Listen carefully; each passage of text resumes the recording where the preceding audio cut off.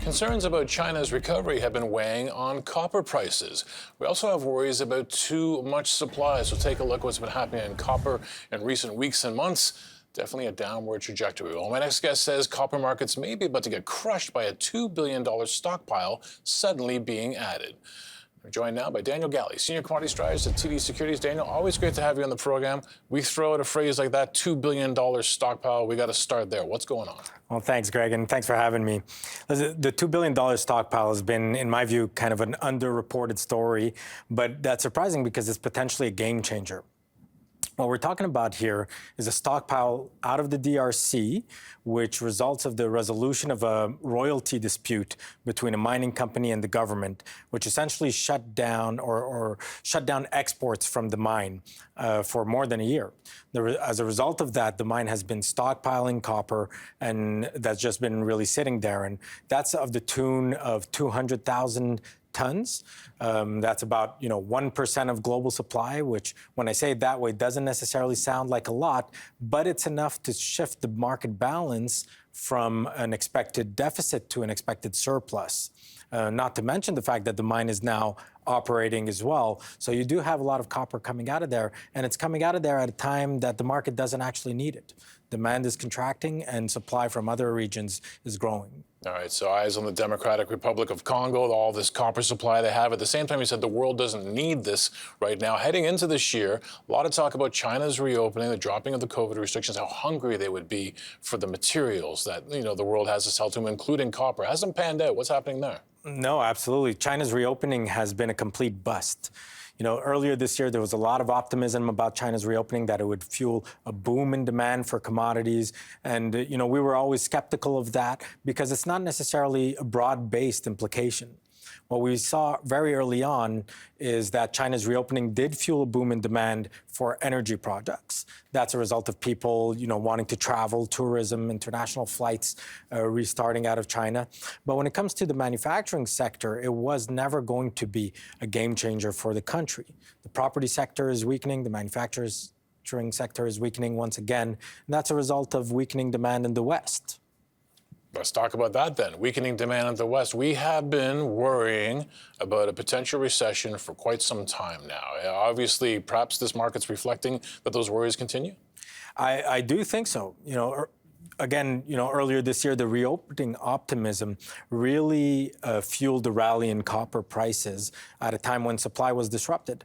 Today, we see evidence that demand is declining, not only in China, but also in the West, and that's certainly what copper prices are starting to reflect. In fact, when you consider the idea that the West was weakening, people were thinking that China was going to offset that. But time and time again, the old adage that when the U.S. sneezes, the rest of the world catches a cold sounds true. And that's kind of what we're seeing today again. Before we move off copper, I want to ask you one thing, though. Longer term, we hear about copper, because you need it for electrification of vehicles. You need it to generate electricity. Longer term, what are the thoughts on copper? Well, in the longer term, that's really what's interesting. That's what has attracted a lot of speculative interest in copper. People are just waiting to buy it. And the reason being that when you look on a 10-year horizon, there is not going to be enough supply for the amount to satisfy the amount of demand growth that we expect from the electrification boom. This is like one of the dominant themes of this coming decade, and certainly is going to translate into a notable impact for prices. That's a great breakdown on what's happening with copper right now, short, medium, and long term. What about gold? I mean, when it got above 2,000 and stayed there for a while, got a lot of interest. You came out with a note recently entitled "Time Selling Exhaustion in Precious Metals." What's that telling us? Yeah, I mean, gold has come off already, nearly more than $150 an ounce. So it's quite a substantial pullback that we've seen already in prices. But that note that you reference gives the idea that we actually think selling exhaustion is imminent, that the selling flow that we've seen thus far is probably running out of steam. And the reason being that there's a misconception, I think, of what positioning looks like out there.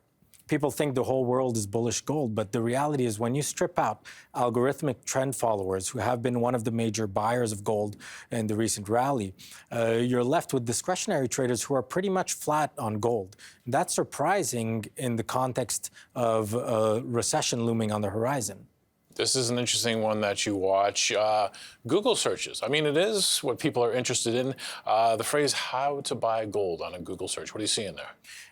That's been, really interesting insight. It's helped us to track retail demand for gold, which absolutely exploded in the aftermath of the banking crisis out of the U.S. and Europe. More recently, we've seen that come down substantially, and that's corroborated by the premiums we see in physical markets, that retail demand for gold is coming off, potentially because there is some sense of calm when it comes to the banking sector. If you had to have a take on gold and where it could be headed, what would it be? Well, by the end of the year, we're expecting gold prices around $2,100 an ounce. So we do have some upside there, particularly as we head into recession and as the outlook for a Fed cutting regime starts to firm. Okay, it'll be an interesting second half of the year. Daniel, always a pleasure to have you here. Thank you, Greg.